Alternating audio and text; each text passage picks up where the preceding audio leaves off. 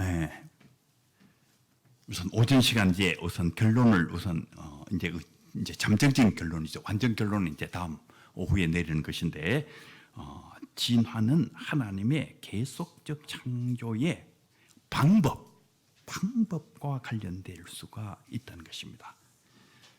그러나 두 번째로 창조론을 진화론으로 축소시키면은 안 된다. 유신 진화론은 우리가 대화하고 받아들일 수는 있지만은 교회의 교리는 창조론이지 진화론이 아니다. 그런 말씀입니다. 오전 시간은 여기까지 하도록 하겠습니다. 감사합니다.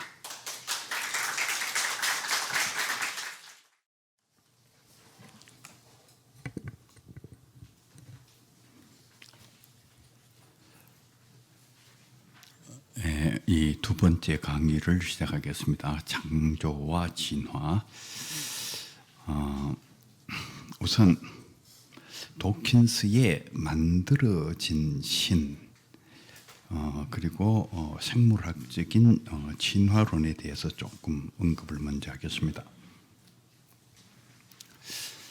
갓 딜루잼이라는 이 책, 직역하면은 딜루드는 말은 망상이란 뜻이죠. 그 신개념 자체가 망상이다. 이 도킨스의 이 만들어진 신은 엄청나게 많이 팔린 책입니다. 정확하게는 잘 모르지만 한국에서도 벌써 70세 이상, 지금 벌써 80세가 넘어갔을지도 몰라요. 어마어마하게 많이 팔린 책. 또 대학의 그 교양 필독서로 이렇게 지정한 학교들이 제법 있어가지고 이제 학생들이 이 책을 읽게 되면은 이게 기독교 신앙에서 이게 떠나기 쉽게 되는 그 교회 학교에서 유치부부터 고등부까지 열심히 길러놨는데 그냥 이 책 한 권 읽으면 그냥 떠나버리는. 제가 이 책을 처음부터 끝까지 읽으면서 굉장한 영향을 받겠다, 그런 느낌을 받았어요. 떠날 가능성이 굉장히 많다. 안 떠난 사람들도 대단히 혼란스러워하겠다. 그런 그 느낌을 받았어요. 그러니까 이 도킨스란 분이 글을 상당히 잘 쓰는 분이에요. 그리고 그 논리적인 힘이 있어가지고 이게 막 파고 들어오는 그런 것들이 있어요. 우선 이 도킨스가 여기에서 주장하는 그 핵심적인 내용들을 보면은 진화는 돌연변이와 자연 선택에 의해서 이루어진다. 그러니까 돌연변이가 일어나고, 우리 유전자 안에 뭔가 약간 돌연변이가 일어나면서 이 환경에 이렇게 적응하는 것들은 살아남아 가지고 이제 한 단계씩 이렇게 진화해 나가는 그 진화의 메커니즘이 돌연변이와 자연 선택, 이걸 통해서 진화가 일어난다는 것입니다. 그러니까 하나님께서 창조하신 것이 아니라는 거예요. 이 진화의 역사 속에 신을 자꾸 개입하지 말라, 그 말이에요. 신이 들어올 자리가 없다.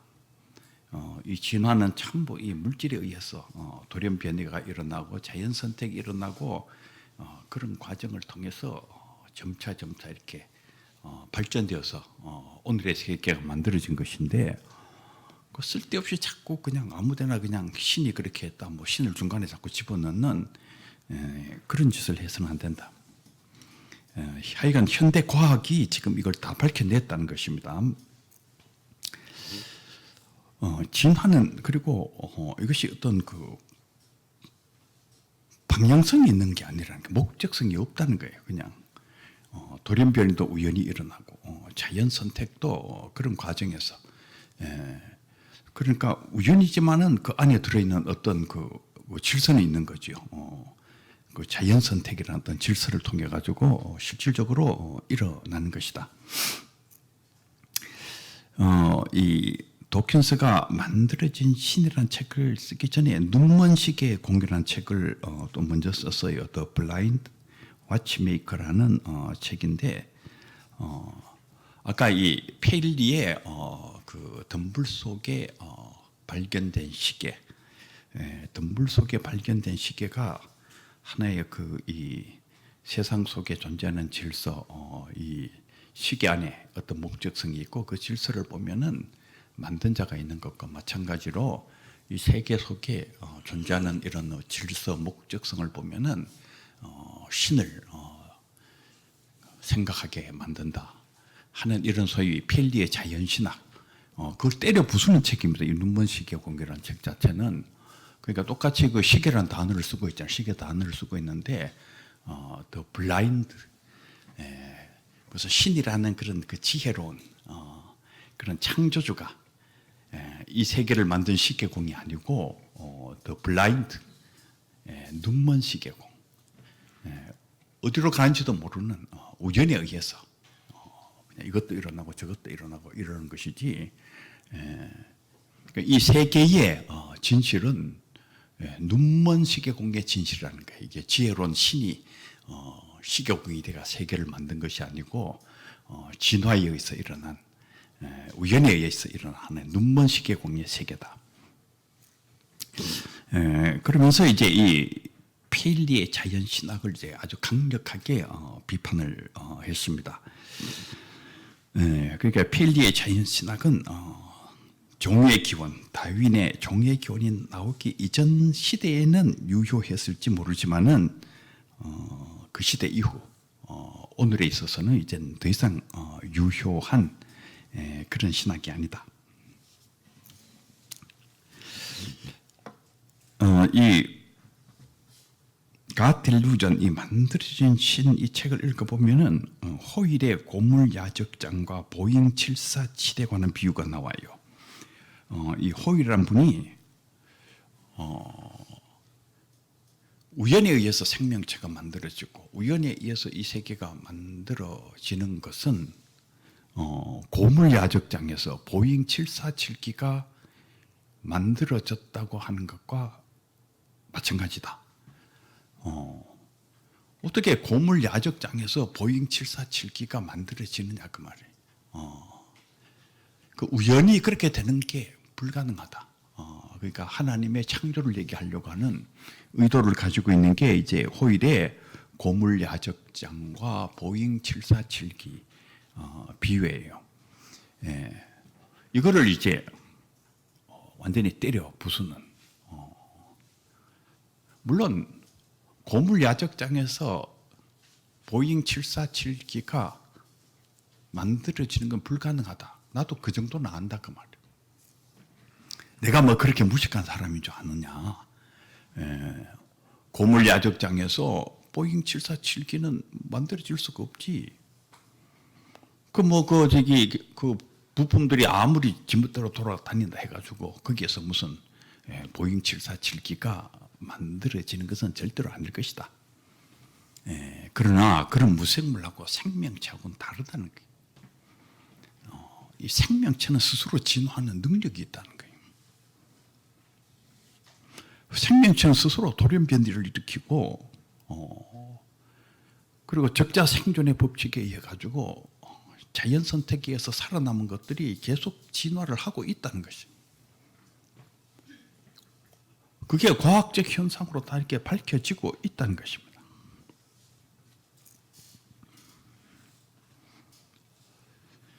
이 도킨스는 이 만들어진 신 이 책 속에 테일하르드 샤르댕을 비롯한 많은 유신 진화론자들도 비판을 하고 있어요.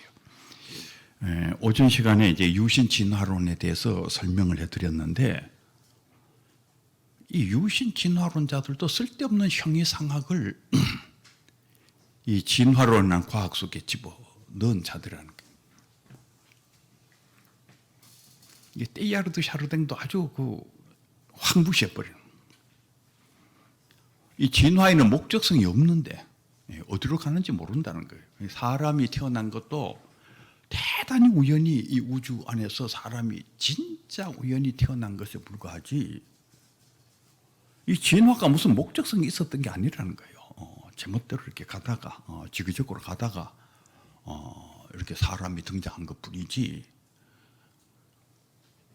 무슨 신이 이 진화를 이끌어가면서 뭐 오메가 포인트를 향해 가지고 이 진화를 이끌어간다 그런 거짓말 하지 말라요.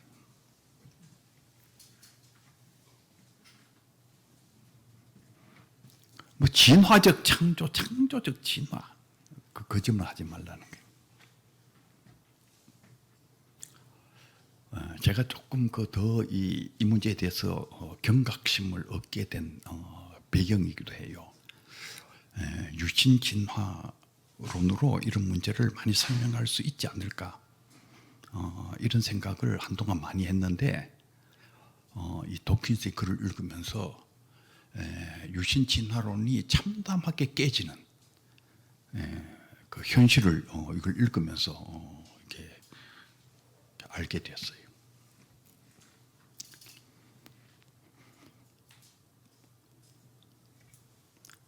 진화론과 창조론이 조화될 수가 있다. 유신 진화론. 그런데 뭐 창조과학은 물론 그건 사입이니까 이 과학자들 눈에서는 그건 말도 안 되고 유신 진화론은 무슨 과학적인 것 같은 이야기를 하는데 실제로 이것도 과학이 아니라는 거예요. 과학 안에 형이상학을 집어넣은 잘못된 이론에 불과하다는 거예요. 그러니까 신이 없는 거지 결국.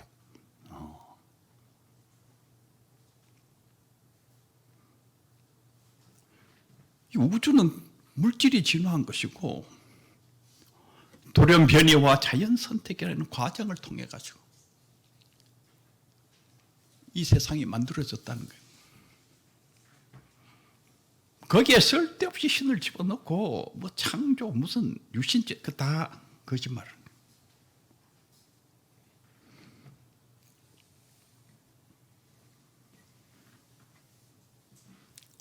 지금 우리의 과제는 이 도킨스가 얘기하는 것을 어떻게 극복할 수 있느냐 하는 문제예요. 아직도 한국 안에도 많은 유신 진화론을 주장하는 분들은 유신 진화론 속에서 행복할지 몰라요.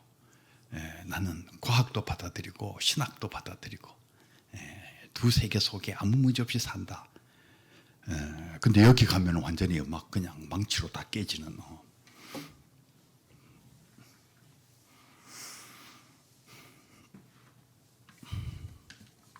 창조과학은 그 근처도 오지 말고 전부 다 거짓말, 사이비 과학이니까.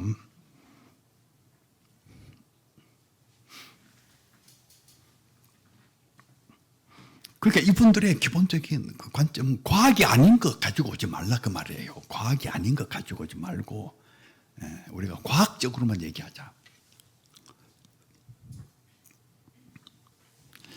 이 진화는 조금씩 일어나는 변화가 긴 세월 동안 축적되어서 일어난 것이다. 진화는 아주 조금씩 변화가 일어난다는 거예요. 돌연변이라는 게 한꺼번에 뭐 확 일어나는 게 아니고, 그러니까 뭐 한꺼번에 뭐가 이렇게 확 일어나면은 신의 창조 같은 느낌을 주잖아요. 이렇게 갑자기 이렇게 확 되는 이 가능성은 별로 없으니까 뭐가 이렇게 확 이렇게 되면은 신이 창조했다. 이런 말이 더 이제 설득력을 갖게 되죠. 이제 도킨스는 그런 거 아니라는 거예요. 진화는 조금씩 아주 미세하게 일어나는데 그게 어마어마한 긴 세월을 통해서 일어나면서 마침내 이 세상에 생명체가 탄생하고 인간도 탄생한 것이다. 인간의 탄생은 전적으로 우연적인 사건이다.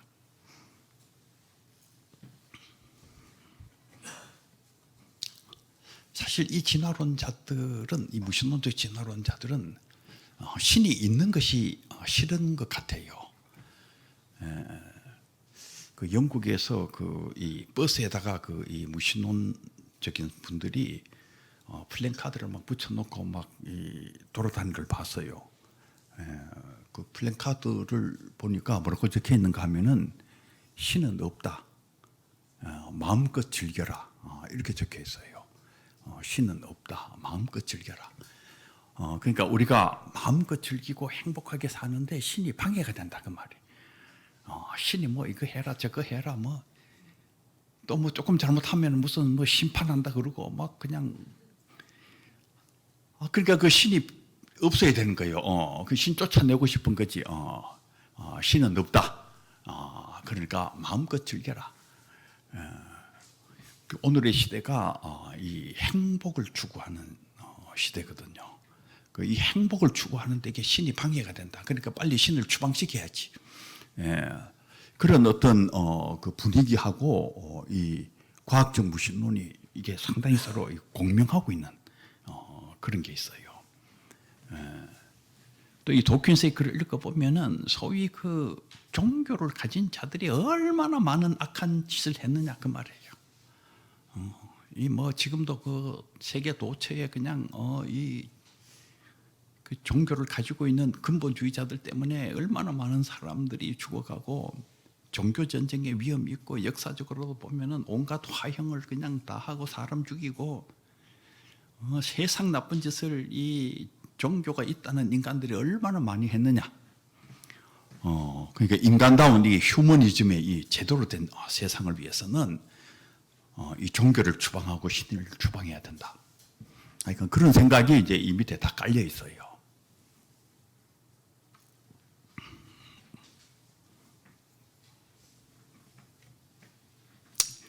그런데 이제 우선 이런 그 종교가 세계를 이 폭력적인 세계로 만들었다 뭐 이런 것들은 이게 조금 더 자세하게 봐야 된다. 실제로 이 세계 역사를 오늘의 찬란한 민주사회, 정의로운 사회, 인권이 신장되는 이 사회를 만든 배후에는 기독교가 있잖아요. 기독교의 그 위대한 정신이 세계를 바꾼. 그런데 이 도킨스의 그 책 속에는 그게 안 나와요. 그러니까 한쪽 면만 우리 기독교나 세계 종교가 나쁜 짓 한 것만 거기다 잔뜩 적어놨어요. 그러니까 이게 이제 균형, 그 객관적으로 보게 하는 어떤 균형의 어떤 문제점이 그 안에 있어요. 자, 그런데 이제 뭐 폭력성, 뭐 이런 종교 전쟁 이런 문제는 우선 빼고 우선 이 과학적인 문제 자체에 다시 돌아와 가지고 이 도킨스는 과학적으로 생물학적으로는 이게 진화론밖에 얘기할 수 없다. 그것도 무신론적으로 이렇게 설명되는 이 진화론 외에 다른 가능성은 이제 없다 하는 게 이게 이 도킨스의 주장인데 이제 진짜 이제 과학적으로 우리가 이제 접근해 들어가 봐야 되는 거예요. 그래서 크게 이제 두 번째로 생물학은 무신론적 진화론에 정말 우호적일까?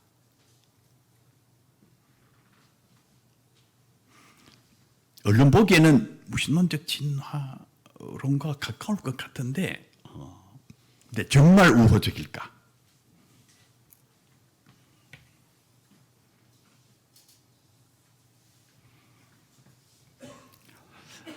여기 아주 중요한 이제 사건이 있어요. 그게 캄브리아기의 생명체 대폭발. 이 캄브리아기는 이제 주전 5억 4,100만 년, 5억 4,100만 년부터 4억 8,800만, 거기 좀 표기가 좀 잘못된 것 같아요. 5억 4,100만 년부터 4억 8,800만 그 시기를 일컫는 것입니다. 고생대예요. 생물학적으로는 이 캄브리아기에 그 대폭발이라는 말의 뜻은 뭐냐면은 생명체가 엄청나게 많이 갑자기 등장을 해요. 이 캄브리아기의 생명체 대폭발은 우선 크게 얘기하면은 진화론의 아킬레스건이에요. 어쩌면은 진화론을 무너뜨리게 될지 모르는, 하여간 이 진화론과 뭔가 이게 충돌되는 내용을 담고 있는 어떤 것입니다. 이 종류의 기원을 쓰신 다윈께서도 이 캄브리아기의 생명체 대폭발은 언제나 불편했어요. 그 자신이 가지고 있는 이론으로 이걸 설명할 수가 없었어요. 그래서 이게 뒤로 미루어둔, 나는 설명할 수가 없다.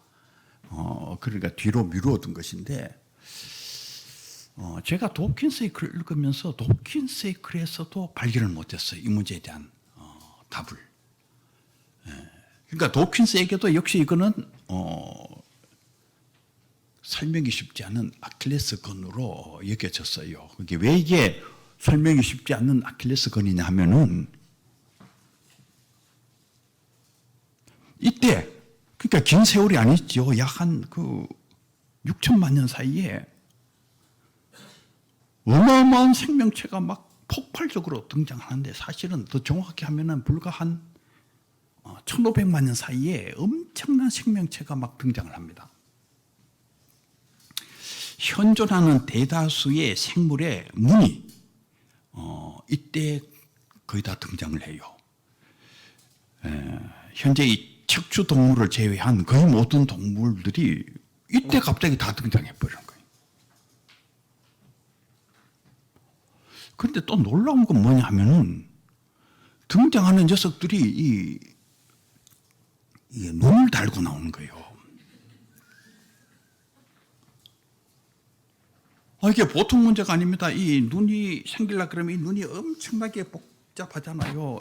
지금 이 진화 창조론의 문제에 있어가지고 이 눈은 언제나 논쟁의 초점인데, 이 눈이 하나 생기려고 하면은 참 조금씩 바뀌어져 가지고 조금씩 요만큼 됐다가 그 다음에 또 이렇게 해가지고 요만큼 되고 또 이렇게 해가지고 또 요만큼 되고, 이게 언제나 뭐 똑바로만 가겠어요. 가다가 옆으로도 가고 삐뚤어지고 또 망가지고 이렇게 하겠지. 그런데 또 망가지던 놈 가운데 하나가 또 잘해가지고 또 이렇게 가고 또 조금 더 발표하고, 이렇게 가가지고, 그러니까 이거 하려고 그러면은 이게 그냥 최소한도 그냥 뭐 한 10억 년 이상의 세월이 이게 걸려야 될 텐데, 갑자기 다들 눈 달고 나오는 거예요, 이게. 이게 어떻게 이 짧은 기간 동안 이 눈을 달고 나오는데, 어떻게 짧은 기간 동안 이 눈이 진화를 이렇게 빠르게 했느냐 하는 이 간단하지 않는 문제, 이게. 이게 뭐 눈뿐만 아니라 방향 감각이라든지 소위 우리가 지금 가지고 있는 엄청나게 많은 것들이 이때 갑자기 다 등장을, 생명체가. 그러니까 이게 답을 하기 어려워요. 이 시기에 가장 대표적인 동물이 삼엽충인데, 이 삼엽충이 상당히 형태가 복잡한 동물입니다. 머리나 몸통이나 꼬리나 다 보면은, 어떻게 이 삼엽충이라는 이게 상당히 복잡한 이 동물이 어떻게 갑자기 등장을 했느냐?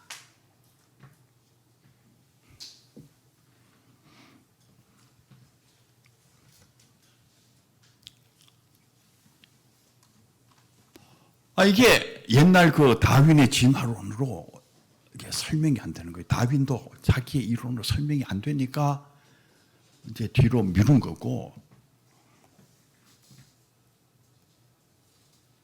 도킨스도 이거 언급하려고 그러니까 부담스러우니까 이제 입을 닫고 있는 거지.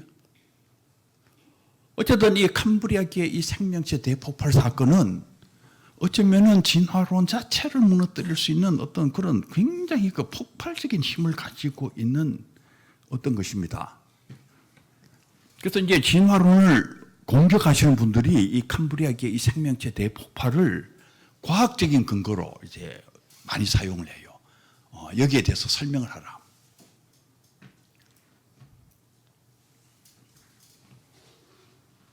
그리고 이 진화 역사를 보면은 이게 차례차례 이렇게 조금씩 이렇게 해가지고 이렇게 가야 되는데 진화론을 이해하면은 그렇지가 않아요. 이게 갑자기 이게 부룩 해가지고 가가지고 또 부룩 이렇게 이런 특징이 있어요.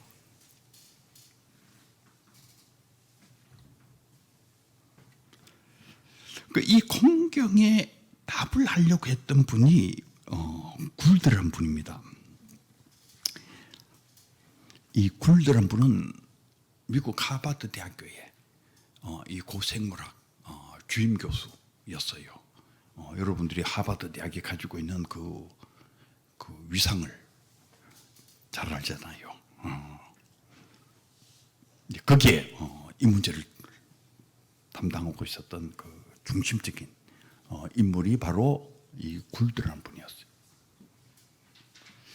이 굴드란 분이 이 문제를 답하기 위해 가지고 이분은 진화론자입니다. 그러니까 이 굴드는 뭔가 이건 답을 해야 되는데 다윈의 진화론은 답이 안 되는 거예요.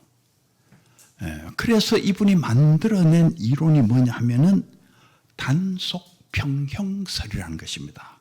단속평형설. 이것도 여러분들이 다 암기하고 있는 게 좋아요. 나가서 이제 우리가 전도하고 뭐 하려 그럴 때 이게 다 이게 다 중요해요. 이거. 그러니까 이런 것도 모르고 나갔다가 그냥 깨지지 말고.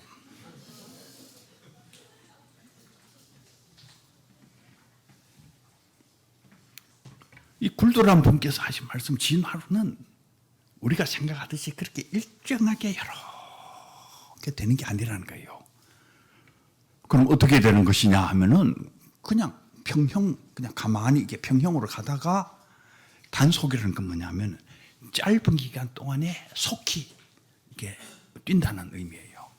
이게 쭉 평형으로 오다가 갑자기 이렇게 푹 뛴다는 거예요. 속히 일어나고 그리고 또 평형으로 이렇게 가다가 푹 뛴다는 거예요. 이게 과학적인 팩트지. 그러니까 우리가 이제 알아야 될 것은 과학적인 팩트는 이렇게 된 게 아니라는 걸 이제 일단 인식을 할 필요가 있어요. 과학적인 팩트 자체는 평형으로 가다가 이렇게 뛰고 이렇게 가다가 이렇게 부르르 뛰는 이게 과학적인 팩트예요. 그런데 이 굴드의 단속 평형설은 벌써 다윈의 진화론을 상당 부분 해체시키는 것입니다. 다윈의 진화론은 조금씩 이렇게 일어나는 것인데 이게 갑자기 이게 일어나니까 이게 벌써 다윈의 진화론하고 어떻게 보면은 큰 줄기가 벌써 달라지는, 좀 나쁘게 표현하면 벌써 다윈의 진화론의 생명이 끝났다고 얘기해도 과언이 아닐 정도로 이건 다른 진화론이 다른 진화론. 그 어떻게 보면 도킨스하고도 지금 충돌이 되는, 도킨스도 조금씩 변한다 그러는데 실제로 과학적인 팩트는 조금씩 변한 게 아닌 것입니다. 그러니까 부르르 뛰었어요.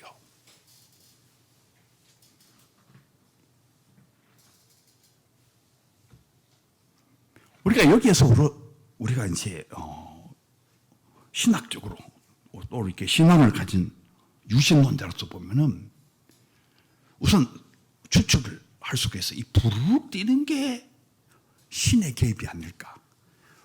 도킨스가 이 부르륵 뛰는 거를 안 좋아했어요. 왜냐하면 그게 부르륵 뛰면 신의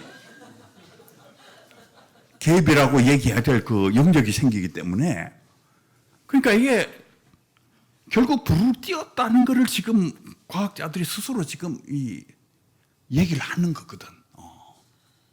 그러면 그 부르륵 뛴 게 신의 개입이 아닐까. 우리는 이제 그렇게 이렇게 생각을 해보는 것인데, 이분들은 단속평형설, 이 단속평형설이 지금 이 진화론의 또 하나의 지금 대세가 되어 있어요. 그러니까 다윈과는 다른 진화론이 지금 여기 등장을 해가 있는 것입니다.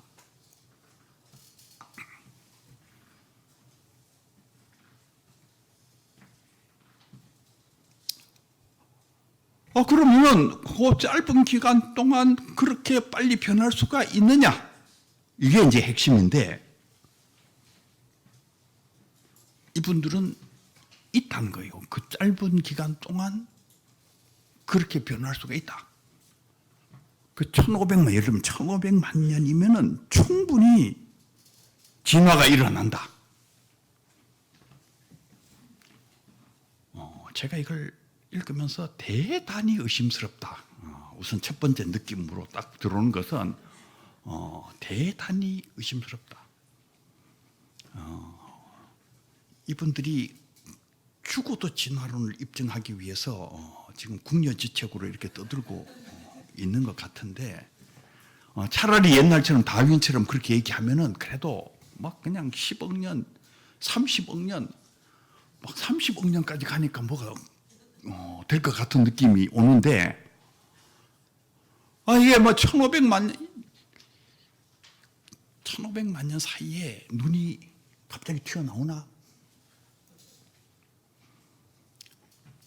여러분, 이 눈 하나에 이게 그 DNA 살펴보면은 이게 그게 이 안에 들어가 있어요. 그런데 그게 변화가 돼 가지고 하려 그러면은 이 1500만 년에 이게 뭐 하려 그러면은 이게 1년에 이게 돌연변이가 한 30-40번은 일어나야 될 거로 보여요. 근데 여러분, 1년에 돌연변이가 30-40번 일어납니까? 한 번도 일어나기가 쉽지가 않는데, 그것도 말이에요. 한 번 일어나고 거기서 끝나는 게 아니라 또 일어나고 또 일어나고. 이게 정말 가능할까? 이 인간들이 1500만 년이면 충분하다 그러는데 진짜 충분할까? 우선 제가 이걸 보면서 첫 번째 오는 느낌이었어요. 정말 가능할까? 저는 과학자가 아니기 때문에, 근데 이 양반은 자기들이 과학자라 그러고 이제 우기고 있으니까, 과학자가 아닌 사람이 과학에 대해서 얘기하려고 그러니까 조금 그렇잖아요. 그죠? 니는 과학도 모르면서 무슨 잔소리냐 이렇게 할 테니까, 그래도 이게, 그게 잘 이렇게 납득이 있게 쉽지가 않는. 우리가 한 1500만 년 그러면 굉장히 긴 것 같은데, 1500만 년의 시간. 근데 우리가 1500만 년의 시간을 지금 우리가 살고 있어요. 무슨 말이냐면은, 우리 대한민국에 1500만 명이 살고 있다고 생각하면은 1500만 명이 1년을 살면은 그 전체 시간은 1500만 년이에요. 그러니까 나는 1년 살았지. 그런데 1500만 만 명이 1년을 살면은 그게 벌써 1500만 년을 산 거예요. 그 역으로 얘기하면은 한 생명체로 이렇게 환산을 하면은 한 생명체가 1500만 년을 산 시간이 1500만 년인데 1500만 명이 1년을 산 시간은 1500만 시간. 그게 같아요. 근데 한국 땅에 1500만 명이 계시지만은 1500만 명이 1년을 살아도 돌연변이를 일으켜가지고 이게 등에 날개가 생기는 분이 하나도 없잖아요. 근데 이거를 이제 고려시대 때까지 1000년도로 이렇게 하면은 1000개의 생명체가 1500만 년 사는 것과 그 시간상으로 같습니다. 그럼 고려시대 때까지 땡겨가지고, 그러니까 1000개의 생명체가 1500만 년을 살아도 변화가 없잖아요. 그런데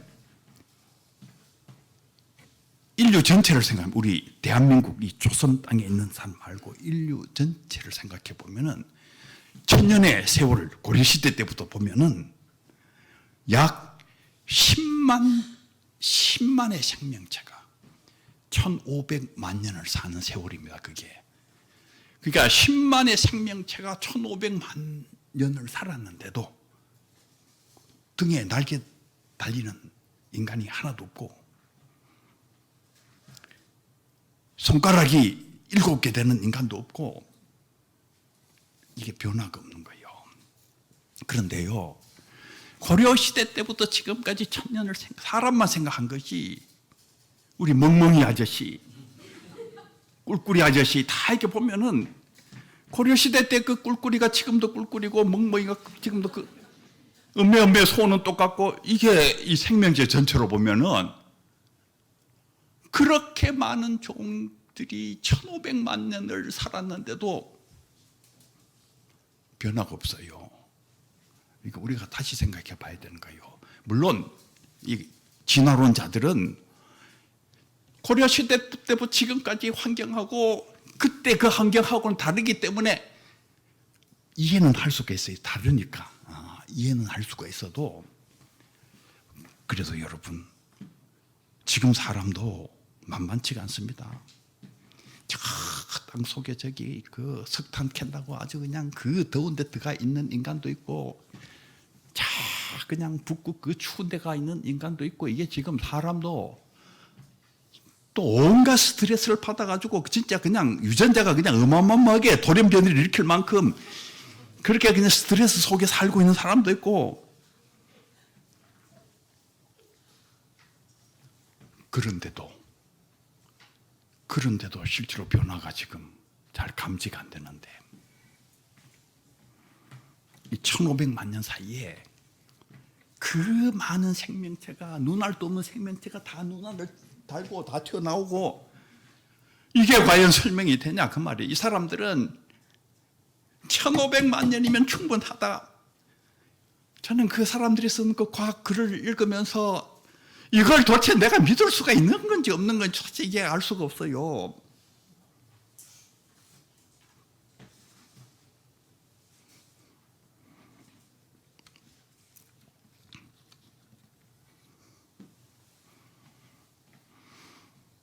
자, 그런데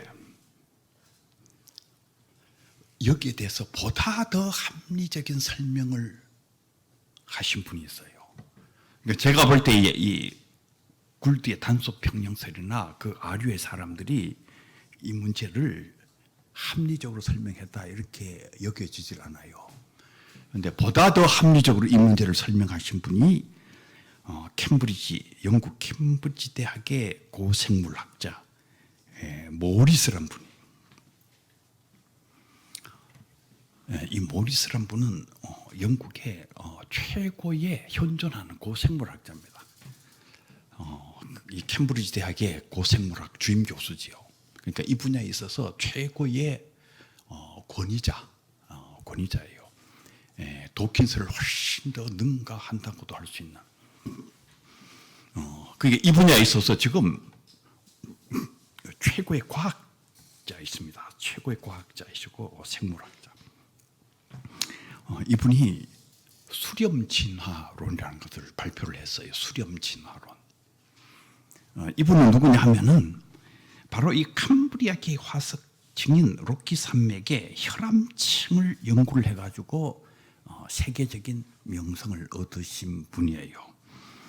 이 로키 산맥, 그 로키 산맥의 이 캄브리아계의 이 층이 발달돼가 있어요. 그래서 그거를 깊이 연구하신 분입니다. 그래서 거기에 관한 논문들을 많이 쓰시면서 어떻게 보면은 이 캄브리아기의 세계의 최고의 대가다 이렇게 말할 수 있는 바로 이 캄브리아기를 설명하는 데는 이분을 능가할 분을 찾기가 쉽지 않나. 그러니까 이분이 내린 결론이 뭐냐면은 진화에 있어서 우연은 한 요소이긴 하지만은 굴드가 말한 것보다 훨씬 빈약한 역할을 할 뿐이다. 그러니까 굴드나 도킨스나 이 종의 기운을 쓴 다윈이나 우연히 이렇게 됐다 하는데 그 우연은 진화를 일으키는 요소이긴 하지만은 그러니까 모든 게 다 우연에 의해서 됐다 그게 아니라는 거예요. 우연히 진화를 일으키는 요소이긴 하지만은 실제로는 빈약하다는 게 빈약한 기능을 했다는 거예요. 그럼 그 진화가 일어나는 중심, 그 중심은 뭐냐? 그러니까 이분이 얘기한 것은 이 진화는 목적성 없이 지그재그로 아무데나 가는 게 아니고 가만히 연구를 해보면 어떤 방향을 향해서 수렴하고 있다는 게, 어떤 방향을 향해서 수렴하고 있다. 바로 이 모리스란 분이 진화론의 목적성을 언급해야 된다고 생각하는, 그게 과학적인 팩트라는 거예요. 진화 과정을 보면은 어떤 방향을 향해서, 어떤 목적을 향해서 나가고 있다는 거예요.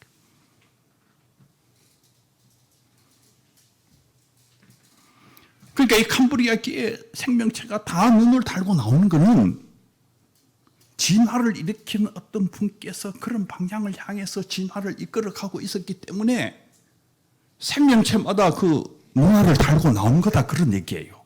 그러니까 그 진화의 과정이 신의 창조의 과정이라는 걸 지금 얘기하려고 하는. 이 모리스는 기포드 강연을 하면서 그 주제가 뭐냐 하면은 이 진화가 어떻게 하나님의 창조를 노래하고 있는가.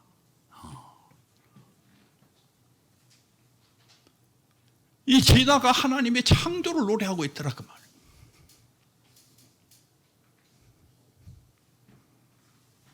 내가 이 캄브리아 길을 연구를 해보니까 이 진화가 확실히 하나님의 창조를 얘기하고 있더라는 거예요.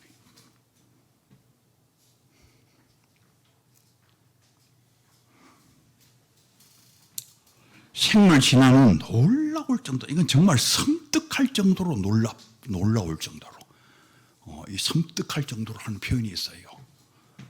진짜 섬뜩할 정도로 놀라웠게도 어떤 방향을 향해서 가고 있더라는 거예요.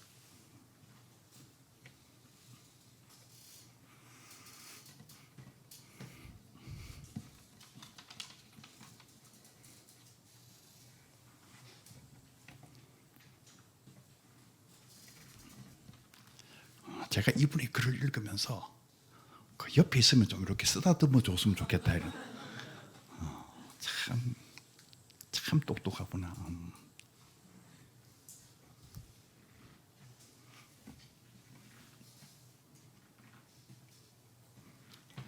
그래서 제가 다 찾아봤어요. 나이가 몇 살쯤 되나. 나이가 저하고 비슷하더라고요. 그래서 나중에 만나면은 친구해야 되겠다.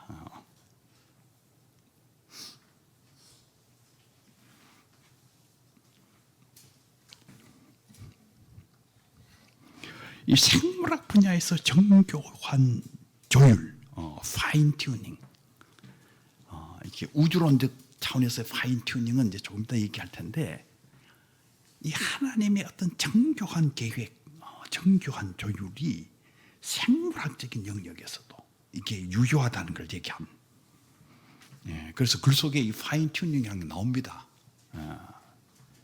이 진화의 과정이 신에 의해서 이게 아주 정밀하게 조율되어 있다는 거예요. 그러니까 우연에 의해서 그냥 제멋대로 어디로 갈지도 모르고 그런 게 아니라는 거예요. 인간 창조를 향해 가지고 이게 나아가고 있더라는 거예요.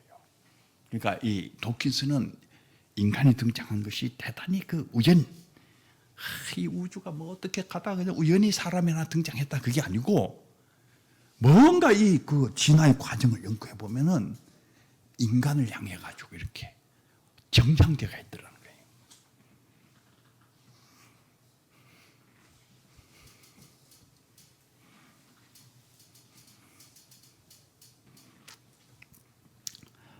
하나의 예로 이제 개미 사회의 예를 이제 말씀을 하셨는데, 개미의 진화 과정을 이렇게 보면은 이게 개미 소사이어티, 개미 사회라는 어떤 공동체를 향해서 이 개미들이 진화를 하고 있더라는 거예요. 어떤 개미는 여왕 개미로 진화를 하고, 어떤 개미는 일개미로 진화를 하고, 어떤 개미는 병정개미, 싸움하는 개미로 진화하고, 어떤 개미는 집 짓는 개미, 이 집 짓는 개미는 입에서 실크가 나와야 돼요. 그런 개미로 진화를 하고. 그래가지고 이 개미들이 다 이렇게 하나의 소사이어티를 만들더라는 거예요. 그냥 지멋대로 진화하면 뭐 어떤 저를 가버려 저를 가버려 이게 하나가 이 소사이어티가 안 되는데, 이 개미를 살펴봐도 이게 진화가 이상하게 이런 어떤 소사이어티를 만드는 그런 방향을 향해서 이렇게 진화되어 있더라는 거예요.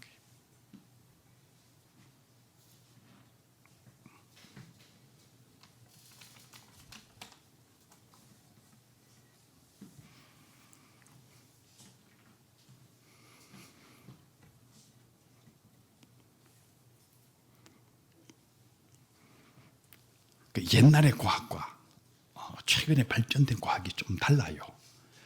옛날의 과학은 일방적으로 무신론적인 진화론을 근거 짓는, 그걸 찬동하는 과학이었다고 하면은 지금 분위기는 조금 간단치가 않습니다. 이 유신론적인 차원, 신의 창조의 차원을 얘기하는 과학이 지금 상당히 지금 영향을 미치고 있는. 근데 이런 그 새로운 분위기를 만드는 그 배후에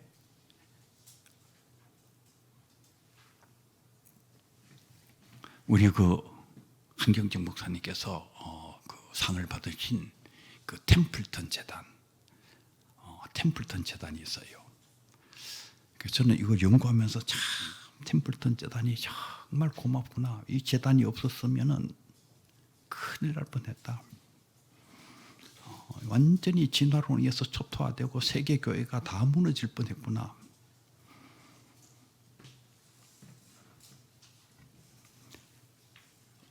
지금 이 유신론적인 차원을 반대하시는 분들이 글을 읽어보면은 템플턴 재단에 대한 욕이 가득 차 있어요.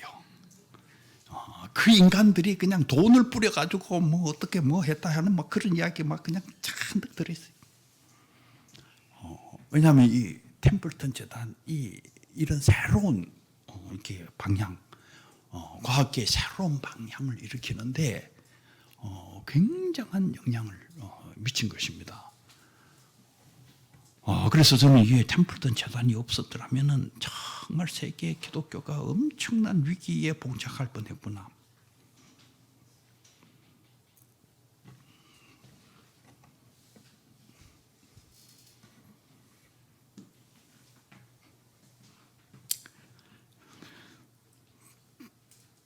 그러면 이제 큰 두 번째, 인간과 우주는 모두 우연의 산물일까, 하나님의 창조일까? 오늘의 진화론이 언급하는 진화에 네 가지 차원이 있는데, 첫째는 우주가 진화를 했다는 거예요. 우주, 이렇게 별들이 진화하고. 저는 이 별들의 진화, 저런 말을 써도 되는지가 지금 좀, 그런데 이게 막 지금 과학 교과서에 그냥 막 써요. 아니, 수소하고 헬륨하고 그게 뭐 별을 만들어내고, 아니 그게 여러분 생각을 해봐요. 수소가 무슨 지혜가 있어요? 뭐가 있어요? 근데 그게 지가 스스로 진화를 해가지고 별을 막 만들고, 그런데 이런 용어를 그냥 막 쓰고 있는 이 과학계의 현실이 지금 상당히 걱정스럽다. 그런데 하여간 과학계에서 쓰고 있는 그 진화에 대한 용어를 보면, 첫째는 우주가 진화를 했다는 것입니다. 두 번째는 화학적 진화. 이 화학적 진화라는 것은 뭐냐면은 이 화학 물질이 결합해가지고 생명이 생겨났다. 생명 발생. 그거를 이제 걸어서 화학적 진화라 그래요. 그 다음에 세 번째, 이제 생명체의 진화. 우리가 보통 익숙한 건 이게 세 번째, 이게 생명체의 진화. 어떤 면에서 이게 도킨스가 얘기하는, 또 다윈이 얘기한 핵심은 이 세 번째 생명체의 진화에 해당된다고 볼 수가 있어요. 그 다음에 네 번째, 인류 문화의 진화. 그 다음에 인간이 탄생하고 난 뒤에 인간이 이 세상을 바꾸면서 이 전체를 진화시키고 있다.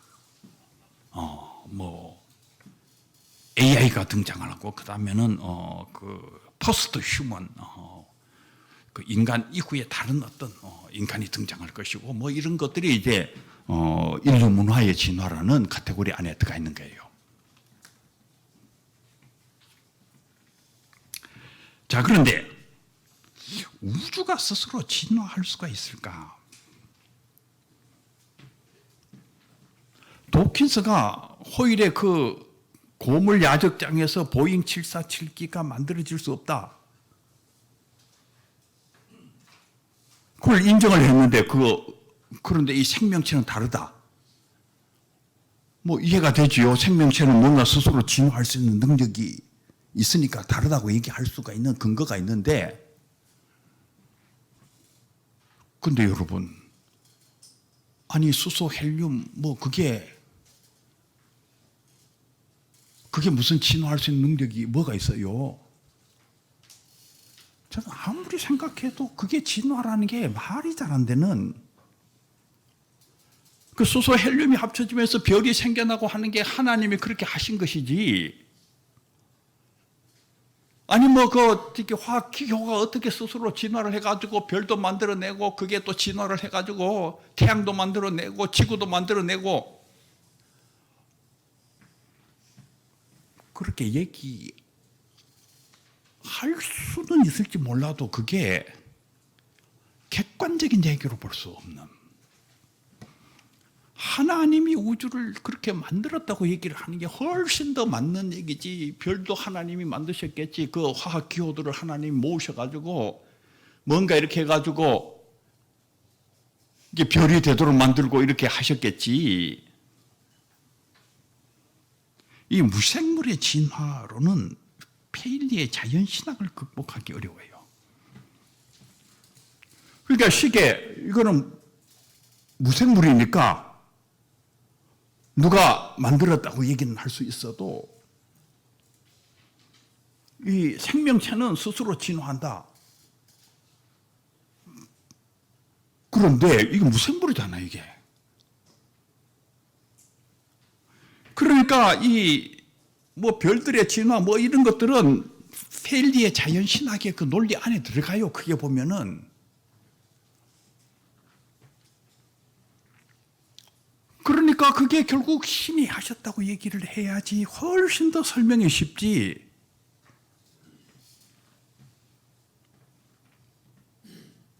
이 중력의 법칙, 무슨 만유인력의 법칙, 온갖 법칙이 이 우주 속에 있잖아요. 그게 진화를 했다. 어디에서 진화를 했단 말인지, 이게.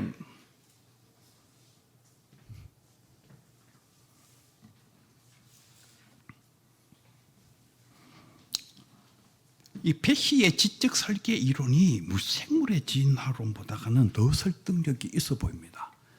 이 무생물의 진화론을 무슨 이 자연과학자들이 얘기하니까 더 설득력이 있어 보이는 것처럼 보일지 몰라도, 제가 볼 때는 페시의 지적 설계론이 훨씬 더 이 무생물 차원에 있어 가지고는 더 설득력이 있어 보이는.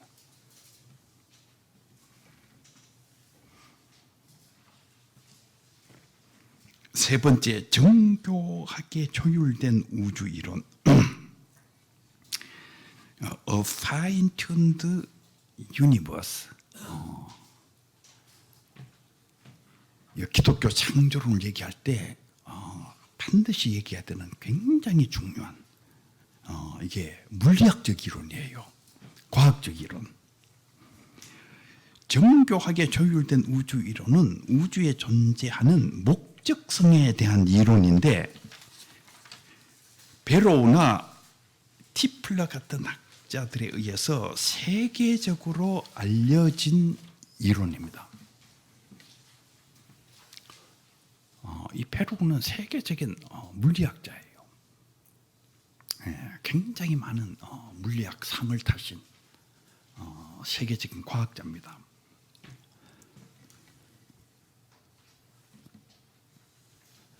그런데 이분들이 주장하는 게 뭐냐면은 이 우주는 처음부터 그냥 우연히 이렇게 막 원소들이 돌아다니는 게 아니고 뭔가 이게 처음부터 이게 정교하게 조율이 돼가 있더라고요. 조율돼가 있다. 우주상수라는 용어를 이제 이분들이 많이 쓰는데, 우주상수라는 게 뭐냐면은 우주를 자세히 이게 물리학적으로 관찰해 보면은 이 우주 안에 숫자가 들어있다는 게, 숫자. 그 숫자를 우주상수라 그래요. 그 숫자가 뭐냐? 예를 들면은 지금도 이게 우주가 팽창한다 그러잖아요. 이 팽창, 인플레이션, 우주가 자꾸 이렇게 팽창하는데, 이 팽창하도록 이 밀고 나가는 힘, 이거를 청력이라 그래요. 밀고 나가는 힘. 그런데 이 우주 안에는 중력이 있어요. 이 중력은 당기는 힘이죠. 그런데 이 중력이 이 밀고 나가는 청력보다도 더 크게 되면은 순식간에 우주는 쪼그라져요. 그러니까 지구도 다 없어져 버리지. 이게 다 쪼그라져 가지고. 그런데 이게 청력이 이 중력보다도 너무 커도 안 돼요. 너무 크면은 이 해체돼 버려요. 이 우주가. 이 청력이 이 중력보다도 아주 미세하게 더 커야 되는데, 그 숫자가 10의 마이너스 123승입니다. 그러니까 이 밀고 나가는 힘이 중력보다도 10의 마이너스 123승만큼 더 크다 그 말이에요. 그렇게 이 우주가 어마어마하게 놀라웁게 정밀하게 조율이 되어 있다는 거예요.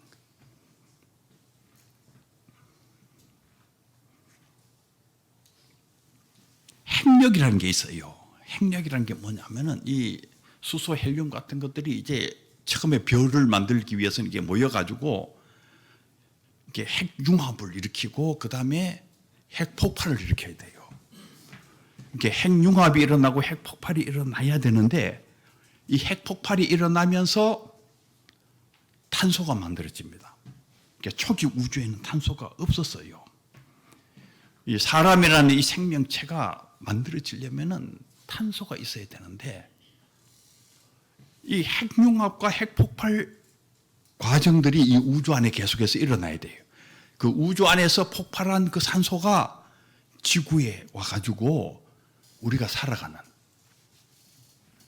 이거 굉장히 놀라운 이론들이에요.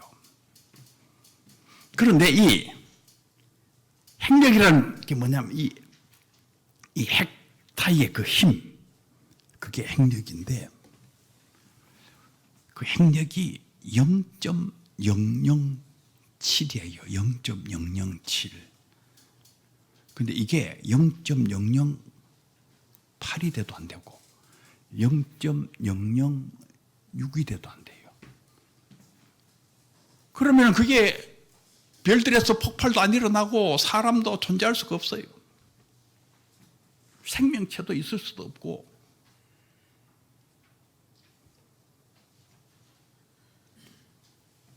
연구를 해보니까 얼마나 이게 정밀하게 조율되어 있는지, 이게 우연이라고 얘기하기에는 너무나도 놀랍다는 게 너무나도 놀랍다.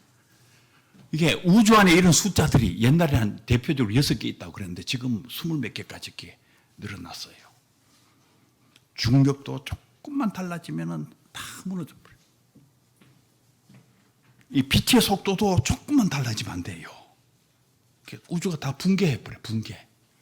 여러분, 이 우주가 이 존재하는데 어마어마하게 정밀하게 그게 힘들이 조율이 되어 있습니다. 그게 약간만 차이가 나도 순식간에 우주가 쿵쾅쿵쾅쿵쾅 그러면서 그냥 꽝 없어져 버려요.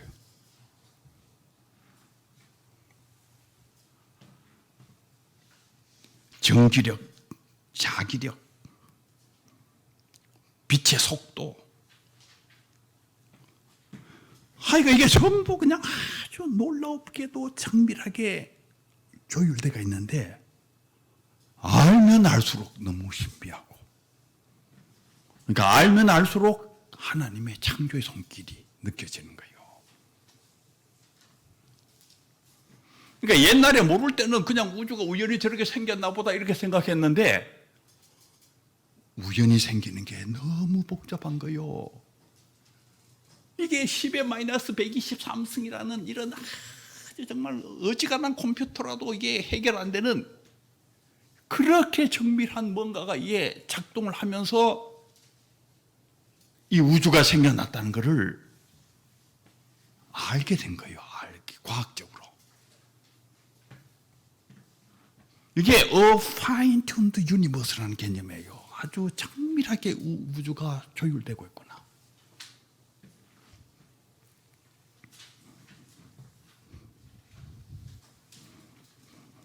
근데 이 이론이 현대 물리학에서 거부하기 힘든 강력한 힘을 가진 이론으로 물리학계에 자리를 잡고 있어요. 그러니까 이게 과학이랄까 말이에요. 과학. 이게 우리 예수 믿는 사람 유신론자들이 우기는 이론이 아니고 이게 과학으로 자리 잡고 있다 그 말이에요.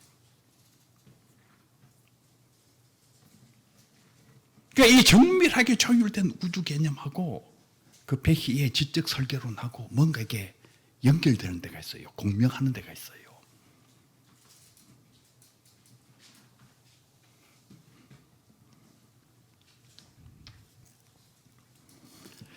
이 정교하게 조율된 이 우주 이론은 우주를 정교하게 조율한 하나님의 존재를 암시하고 있는 것입니다.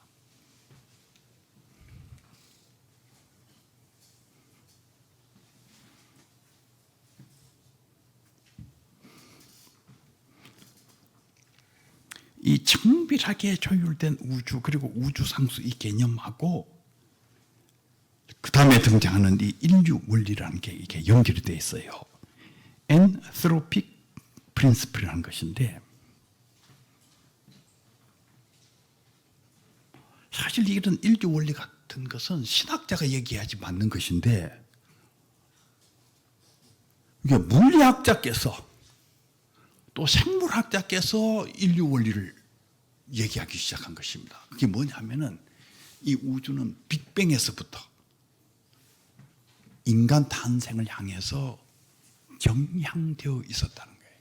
예, 빅뱅부터 시작해가지고 이 우주를 관찰해 보니까 그냥 우연히 이렇게 된 게 아니고 그 빅뱅부터 시작해가지고 이 우주 전체 생명체가 등장하고 이 전체 과정을 보니까 인간 탄생을 향해서 이게 정향이 되어 있다. 이게 인류 원리라는 것이에요. 이게 탄소가 만들어지고 산소가 만들어지고 이게 전부 이게 사람이 탄소도 있어야 되고 산소도 있어야 되거든요. 그게 하나씩 그렇게 만들어져 가면서 생명체가 등장하고 사람이 등장하는 그게 이게 인류 원리란 말이에요.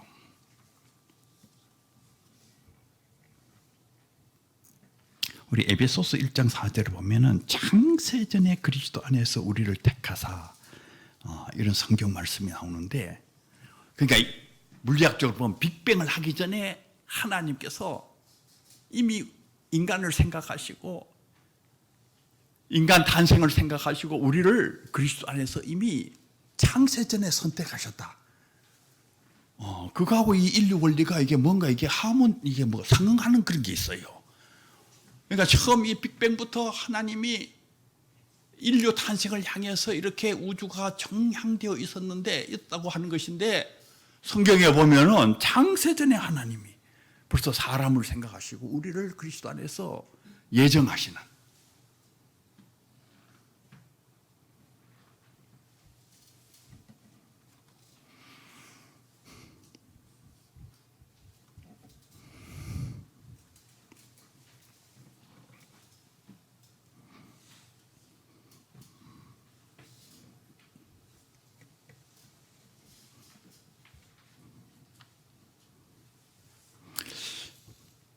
로마서 8장 19절에도 보면은 피조물이 고대하는 바는 하나님의 아들들이 나타나는 것이니 그 바라는 것은 피조물도 썩어짐의 종로로 탄 데서 해방되어 하나님의 자녀들의 영광의 자유에 이르는 것이니라. 이 말씀을 가만히 보면은 이 피조물들이 사람이 나타나기를 기다리고 있었고, 그리고 하나님의 자녀들이 나타나기를 기다리고 있었다. 그런 아주 놀라운 얘기가 여기에 적혀 있어요. 이 피조물의 역사가 사람을 향해 정상되가 있고, 예수님이 탄생하고 예수 그리스도 안에서 뭔가가 이게 만들어져 나가는,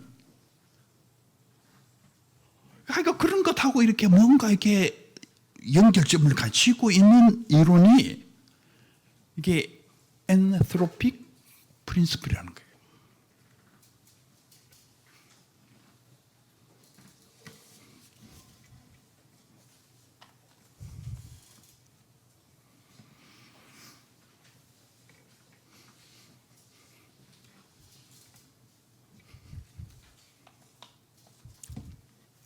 물론 무신론적 진화론자들은 그거 전부 다 우연히 그렇게 된 거야 하고 계속 이렇게 얘기를 하고 계시는데, 그게 오히려 설득력이 적어요.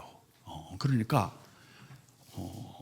우리의 이 모든 것들은 뭐냐면 어느 것이 더 설득력이 있느냐 하는 문제에 있어요. 어느 것이 더 설득력이 있느냐.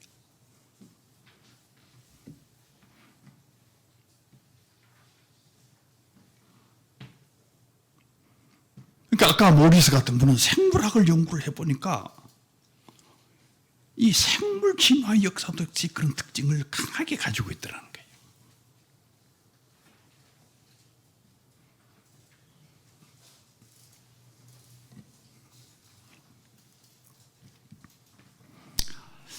네, 그 다음에 5번째, 생명 발생이 우연한 화학적 진화의 결과일까? 소위 이제 화학적 진화에 관한 문제를 지금 이제 다루려고 하는 거예요. 이 화학 기호들이 생명을 탄생시켰다.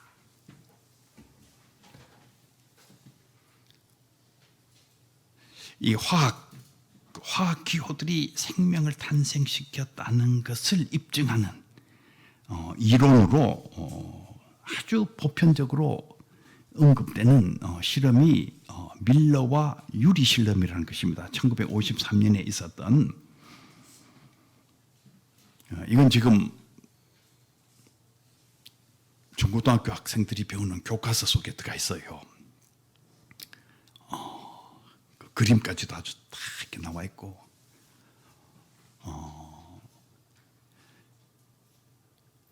이제 그 뭡니까, 이 교육 방송 같은 데서 이제 그 학생들을 위해 가지고 이제 뭐 이렇게 강의도 하잖아요. 그 교육 방송 같은 데서 강의하신 선생님은 강의를 잘 하시지요.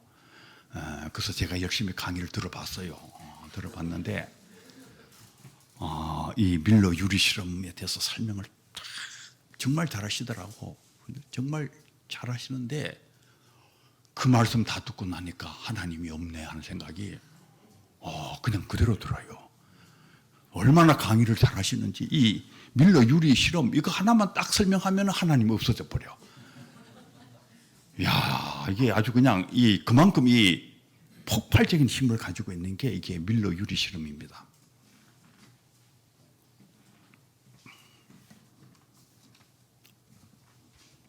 이 교회학교 교사들은 오늘 제가 얘기하는 걸 잘 이렇게 암기를 해둬야 돼.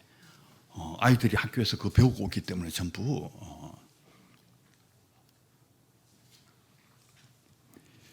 여기에 초점이 뭐냐면은 이 화학 기호들은 이게 무생물인데, 생명체는 이게 유기물이잖아요. 이게 살아있는. 그러니까 이 무생물, 이 무기물에서 어떻게 유기물이 만들어지느냐 하는 문제가 이게 그 키인데, 이 사람의 이게 단백질이 유기물이에요. 단백질 유기물인데 이 단백질을 구성하는 아주 중요한 요소가 아미노산입니다. 아미노산. 예. 그러니까 이 아미노산을 만들어내는 화학 물질을 통해서 이 아미노산을 만들어내는 실험이에요, 이게. 그래서 이거는 이제 이 초기 바다, 태고의 바다를 이제 예상해 가지고 태고의 바다는 물과 메탄과 암모니아, 수소가 있었다. 그래 가지고 이제 플라스크 안에 이 물, 메탄, 암모니아, 수소를 이렇게 집어넣고 그다음에 이제 가열을 하는 거죠. 가열을 해가지고 이제 수증기가 등장하잖아요.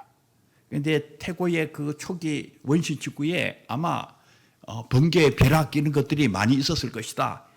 그래서 번개, 벼락, 그를 상징하는 불꽃 방전 같은 것들을 막 이렇게 시켜가지고 그 다음에 다시 냉각시키고 다시 이거를 그 방 또 한 번 더 하고 이렇게 계속 이렇게 했더니 마침내 아미노산이 만들어져 나타나더라는 거예요. 그러니까 생명체가 이런 그 화학 이렇게 물질들이 결국 이렇게 그 전기 방전 이런 것들이 막 부딪히면서 생명체가 만들어졌을 것이다. 신이 한 게 아니고 봐라 이거 이렇게 실험실에서 나왔지 않느냐. 생명체가 이렇게 해서 만들어졌다. 이게 바로 이제 화학적 진화의 그 핵심 개념이에요.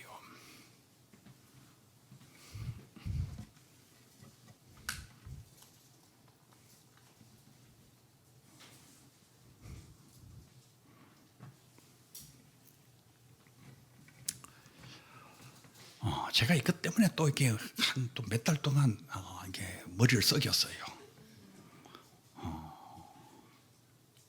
정말 그럴까?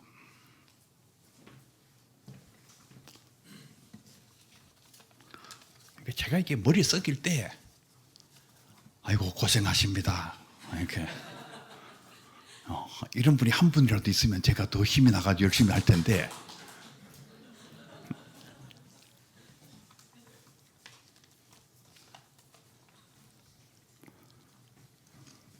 자, 그런데 이제 이 문제에 대한 답을 제가 하려고 그래요. 우선 첫째로 이 밀러 유리 실험을 이 무신론적 과학자들이 지나치게 과대 해석했다. 첫 번째 이제 핵심이 과대 해석. 그렇게 유기물이 탄생됐다는 것까지는 뭐 인정을 할 수가 있죠. 그런데 그것이 어떤 의미를 갖고 있는지를 너무 많이 뻥튀기. 이거 어떤 의미에서는 1000배 이상 뻥튀기 했을지 10,000배 이상 뻥튀기 했을지 몰라요. 이게 엄청난 뻥튀기를 해버린 거예요. 근데 이게 뻥튀기인지도 모르고 그것만 보고 사람들이 생명체가 저절로 생기는구나. 이런 결론으로 그냥 가버린 거예요.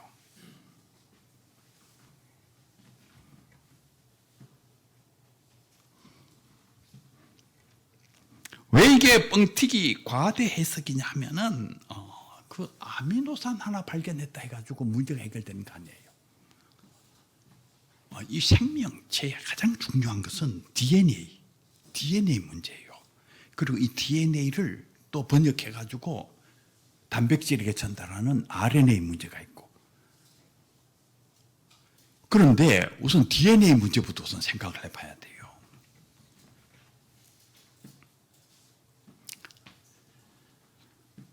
이 최초의 생명체, 그러니까 이 그 지질 그 구조를 보면은 뭐 한 30억 년, 35억 년 전에 이제 최초의 그 박테리아, 그 단세포 생명체, 뭐 전보다도 더 적은 거죠. 아주 그냥 그 최초의 그 박테리아. 근데 현재까지 그 최초의 박테리아도 간단치가 않아요. 그 DNA를 보면은 이 DNA가 ACGT라는 것으로 이렇게 그 연결되어 있어요. 그러니까 이것이 이제 아주 그 질서정연하게 이게 배열이 되어 있어야 돼요. 이렇게 쫙 질서에 딱 맞게 순서가 바뀌어버리면은 생명체가 탄생을 못해요. 그게 딱 맞게 ACGT가 이게 딱 이렇게 순서에 맞게 이게 배열되어 있어야 되는데 그 최고로 그 단순한 그 생명체도 셰익스피어의 희곡 햄릿 책 한 권에 해당되는 양을 가지고 있는 거예요. 그러니까 ACGT가 그 순서대로 그냥 셰익스피어의 햄릿 책 한 권, 그 두꺼운 책 한 권이 만들어질 정도로 정확하게 그렇게 순서에 따라 가지고 그게 배열이 돼 있어야 되는 거예요.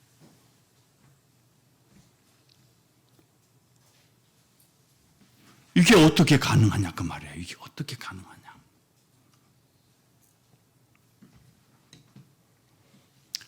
실험도 해봤어요. 그 타자기를 앞에 갖다 놓고 원숭이 6마리를 집어넣어 가지고 타자기 앞에서 이제 막 두들기게 했어요. 그래가지고 뭐 글자가 나오나 6개월 동안 막 그 원숭이들이 얼마나 재밌어요. 그거 막 그냥 가서 계속 두들기고 막 그 원숭이 6마리가 6개월 동안 그 계속 두들겼는데 두들겨가 나온 걸 그러니까 어마어마하게 많은 양이 그죠. 그 어마어마하게 많은 양을 살펴봤는데 단어 하나가 안 나오는 거예요. 그러니까 행복하다, 해피 하나가 안 나와요. 그렇게 막 두들겼는데 해피 하나 정도 나와야지. 그래도 그 단어 하나가 안 나오는 거예요. 그 단어 하나도 안 나오는데 어떻게 셰익스피어의 그 햄릿 그 엄청난 그게 어떻게 나오느냐 그 말이에요. 첫 번째 그게 우연히 가능하냐?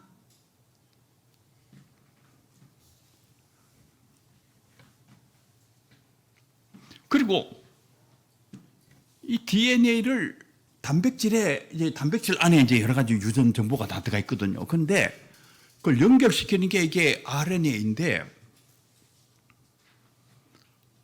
그냥 연결시키는 게 아니라 이걸 통역을 해요. 통역이 RNA는 그러니까 통역사입니다. 그런데 RNA가 도대체 얼마나 대단한 지성을 가지고 있어가지고 그걸 통역해서 이게 연결시키는 거예요. 여러분들 통역사들이 그냥 가만히 있으면 통역사가 됩니까? 저 외국어 대학에 그 통역 대학원에 가가지고 그냥 열심히 공부를 해도 더듬더듬 제대로 못하는데 어떻게 그 셰익스피어 햄릿을 완전히 파악을 해가지고 그거를 단백질에게 전달하는 이게 어떻게 우연히 가능하냐? 어떻게 이게 우연히 가능할 수가 있느냐?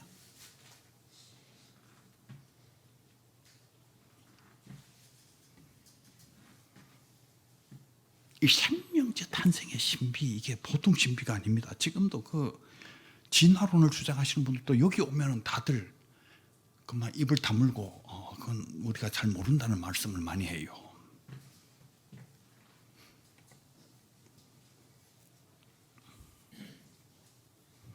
그리고 또 우리가 생각을 해봐야 되는 것은 그 햄릿이라는 그 책 한 권이 그 안에 다 들어갔는데 그게 여러분 박테리아 아주 단세포 그거는 전보다도 그냥 엄청나게 작은 어떻게 그 많은 정보가 그 안에 다 들어가요? 여러분 지금도 그 반도체 이마트한데 이제 정보 집어넣느라고 정신없잖아요. 세계 최고의 그냥 과학자들 그 미국 MIT에서 공부하고 세계 그 최고의 그 사람들이 모여 앉아가지고 요거 안에 집어넣으려고 그렇게 노력을 하는 거예요. 이게 그냥 들어가는 게 아니에요. 여러분 들어가라 그러면 들어갑니까?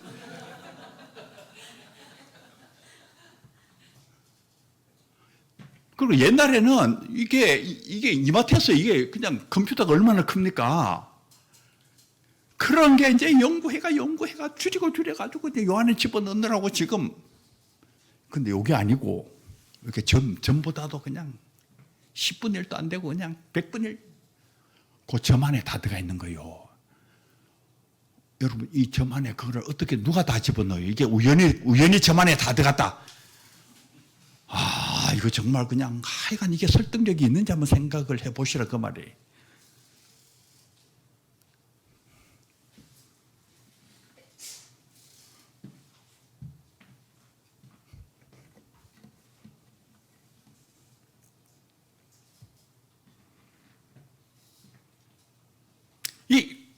이 최초의 생명체만 문제가 아니에요. 그다음 이제 일어나는 변화 모두에 간단치가 않습니다.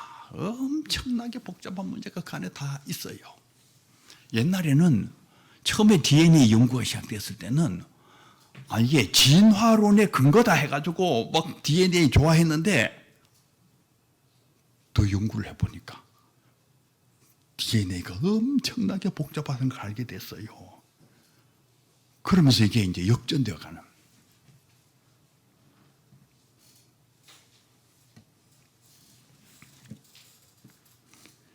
마이어라는 학자가 있어요.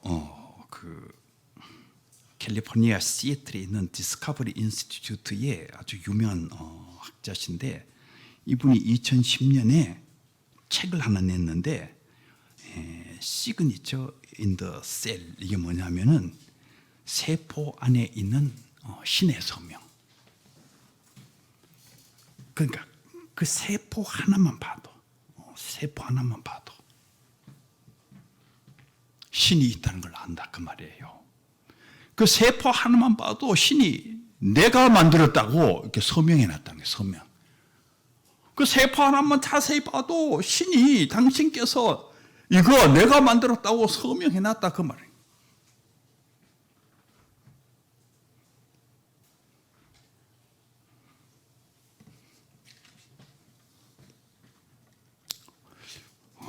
이 책도 좀 누가 좀 번역을 했으면 좋겠어요. 그래야지 이게 우리 한국의 독자들이 좀 열심히 읽지.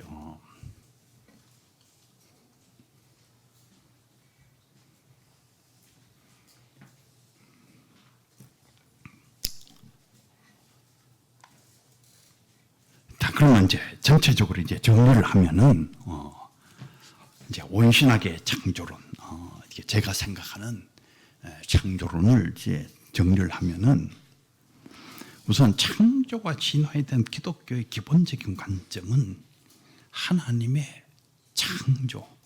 우리는 하나님의 창조를 얘기해야 돼. 창조.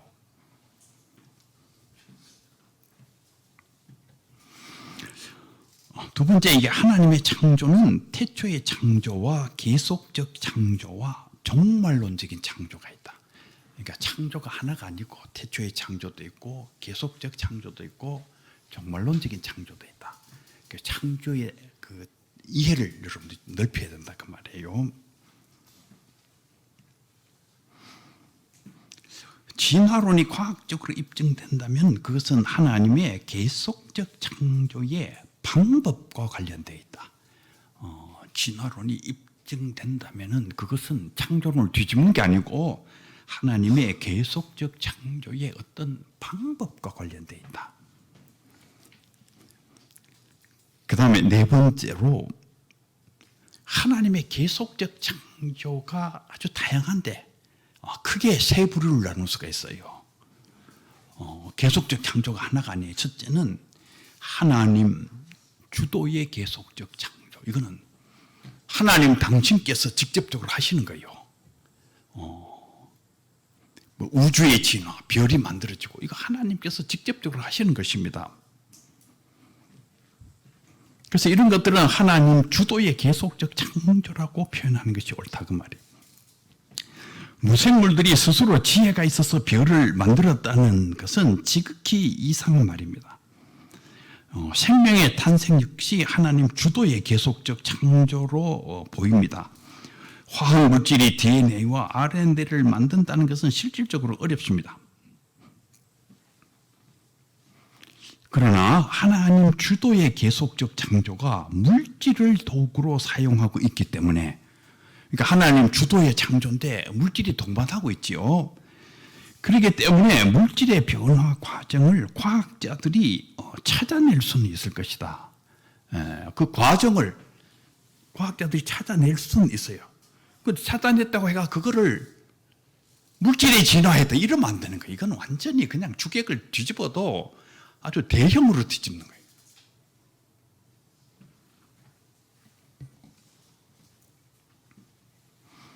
그 다음에 두 번째, 피조물과 협력하는 계속적 창조.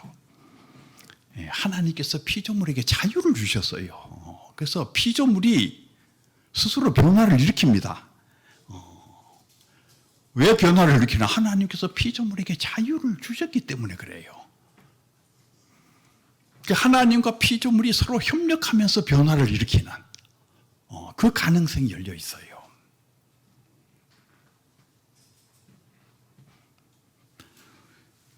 그 다음에 세 번째로는 피조물 주체의 계속적 창조. 이것은 하나님은 보고 계시고 피조물이 스스로 뭔가를 자꾸 만들어가는.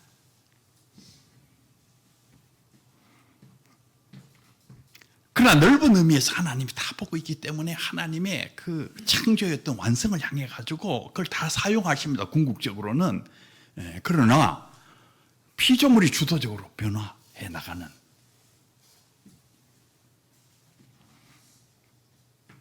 그러니까 하나님의 이 계속적 창조가 다양한 차원, 1하고 2 사이에도 뭐가 있을 수 있고 2, 3 사이에도 뭐가 있을 수, 다양한 차원이 있을 수가 있어요. 그러나 우리가 전체를 보는 우리가 기본적인 시각을 이렇게 하게 되면은 하나님의 계속적 창조도 여러 가지가 있다 그 말이에요. 자연과학자들이 얘기하는 것은 다 어디에 걸리게 돼 있어요. 거기에서부터 뭐 빠지면 못 나갑니다. 이게 전체를 그냥 이렇게 어떻게 보면은 확 사로잡는 그물과 같은 거예요. 그냥 과학자들이 아무리 얘기해봐도 거기에 다 걸려 있는. 그걸로 무슨 하나님의 창조를 뒤집는 그런 건 불가능하다 그런 얘기예요.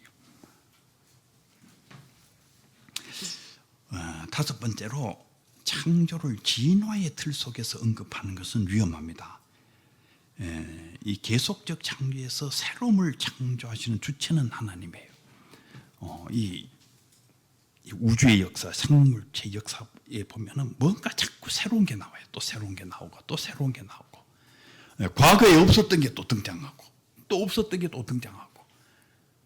이 새로운 것이 어디에서 나왔을까? 여기에서는 이게 나오는 게 잘 상상이 안 되는데 새로운 게 또 나오는 거예요. 이 새로움, 이 새로움을 만들어내는 주체가 하나님입니다. 이걸 아주 많이 강조하신 분은 이제 판넨베르 교수, 우리 개신교회의 이 문제의 가장 그 세계적인 권위자라고 할 수 있는 판넨베르 교수가 이걸 많이 강조했어요. 끊임없이 등장하는 이 새로움, 이 새로움은 하나님의 창조와 깊이 관련되어 있는 어떤 것이다. 하나님께서 인간의 역사에 주이신 것처럼 자연의 역사에 주이기도 하십니다. 그래서 빅뱅부터 지금까지 이 전체 이 자연의 역사, 이 우주의 역사, 인간의 역사를 이끌어 가시는 진짜 주는 창조주 하나님이시다. 그런 말씀이에요. 여러분들 긴 시간 동안 제 얘기를 경청해 주셔서 대단히 감사합니다. 제 얘기는 마치도록 하겠습니다.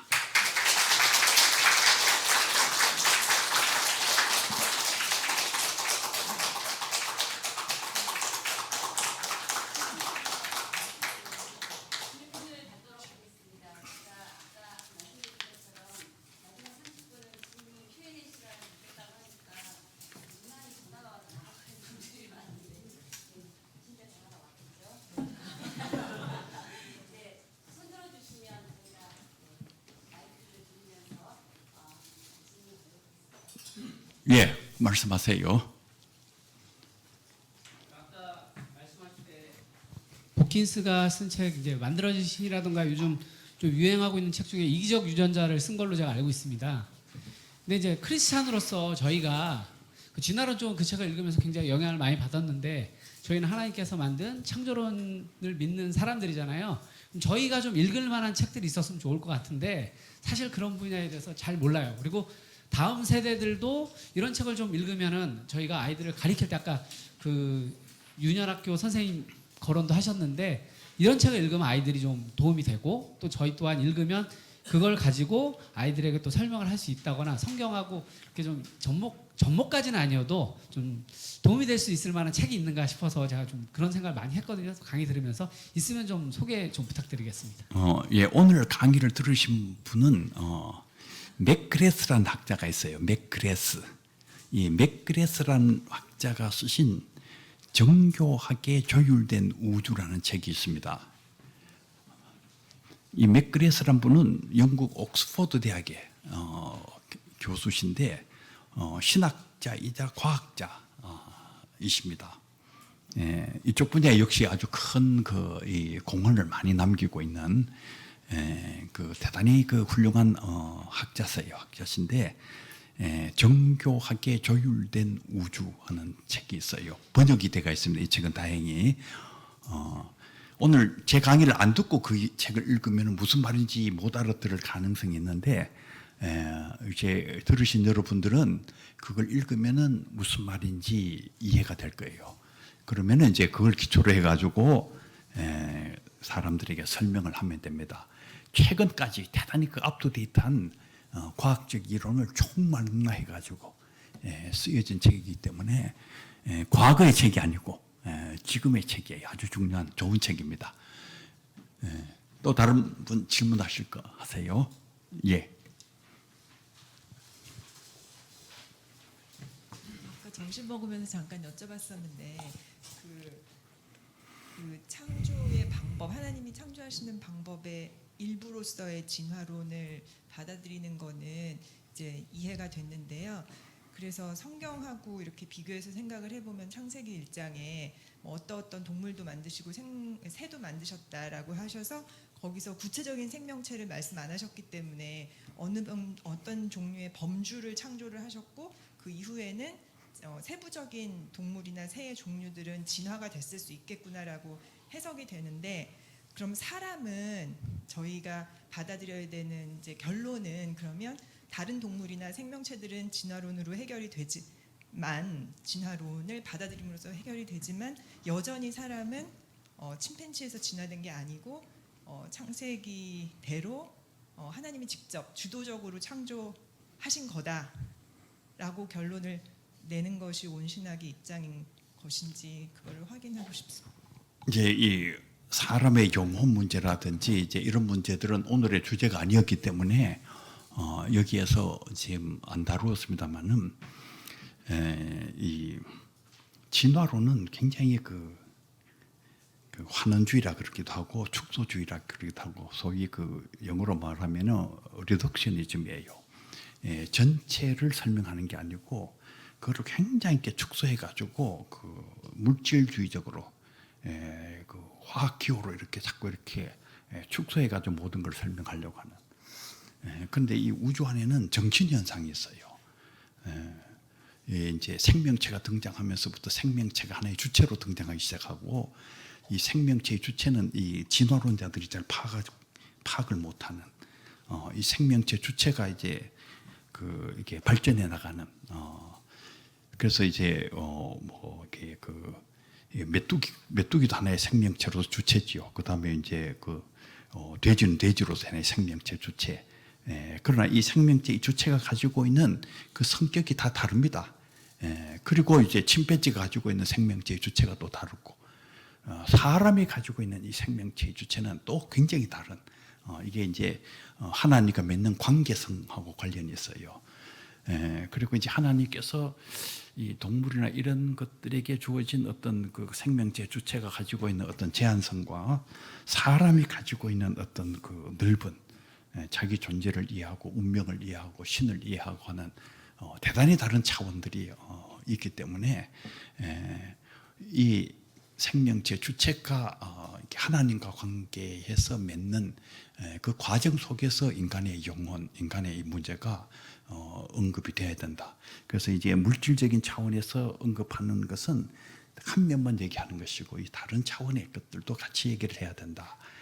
그게 이제 온신학이 얘기하려고 하는 것인데, 오늘의 이제 그 주제는 아니어가지고 좀 그거는 이제 생략을 했어요. 근데 이제 다음에 또 기회가 있으면은 그걸 좀 더 자세하게 얘기를 하려고 합니다. 가톨릭 교회가 이제 이 인간 창조와 더불어서 영혼이 발생했다. 이제 그건 상당히 이제 어느 정도 개연성이 있는, 소위 말해가지고 신을 이해하고 이 우주의 어떤 운명을 이해하는 어떤 그런 특징을 가지고 있는 어떤 생명의 어떤 주체, 그건 인간 탄생과 더불어 시작이 됐어요.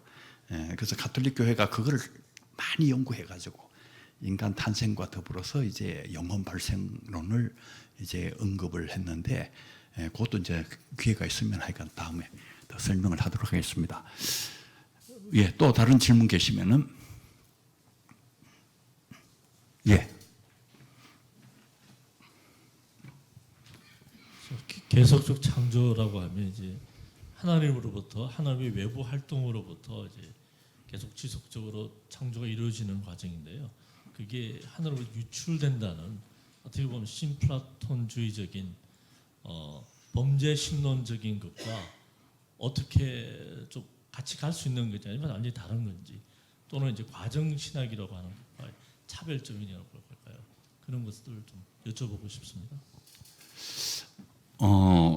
그 계속적 창조를 설명하는 다양한 흐름이 있어요. 다양한 흐름이 있어가지고 그 흐름마다 그 설명하는 방식이 좀 다른데, 그 제가 생각하는 것은 삼위일체 신학적으로 이해를 해야 된다, 이렇게 생각을 합니다. 성령께서 이 피조물 속에 내주하시면서 뭔가 새로운 것들을 만들어 가시는데, 그건 일종의 약간 창조적인 특징이 있어요. 그러니까 이 유출설 같은 것은 신의 것들이 이렇게 내려오는 것인데, 이거는 하나님과 이 피조물 사이의 어떤 차이가 기본적으로 있어요.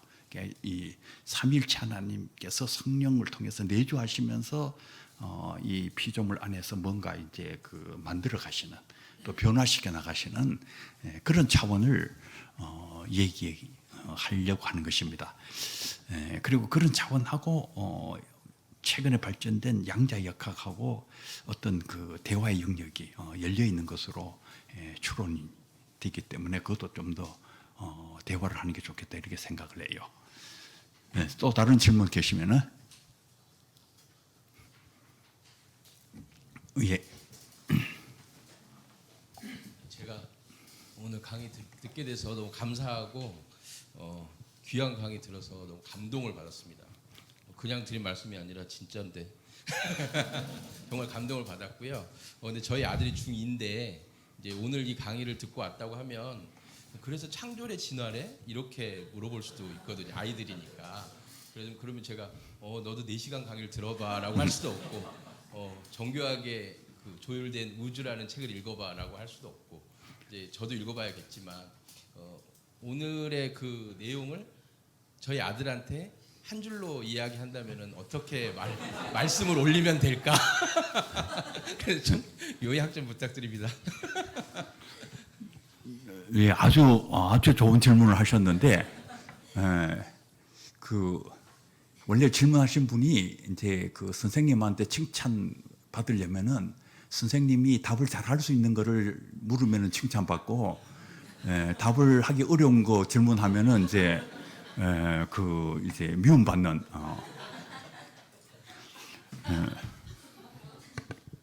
네, 그래도 이제 하여간 이제 미움받을 걸 각오하시고 지금 이렇게 질문을 하셨는데, 이게 한 줄로 요약하는 게 굉장히 어렵잖아요. 근데 뭐 한 줄로 꼭 요약하라 그러면은, 전체는 창조론이에요. 창조론인데, 진화는 하나님의 계속적 창조의 방법일 수 있다. 이렇게 그냥 얘기하면 된다, 이렇게 생각합니다. 예. 자, 이제 특별히 다른 말씀이 없으면 이제 이 정도 하고 저는 이제 물러가도록 하겠습니다. 여러분 대단히 감사합니다.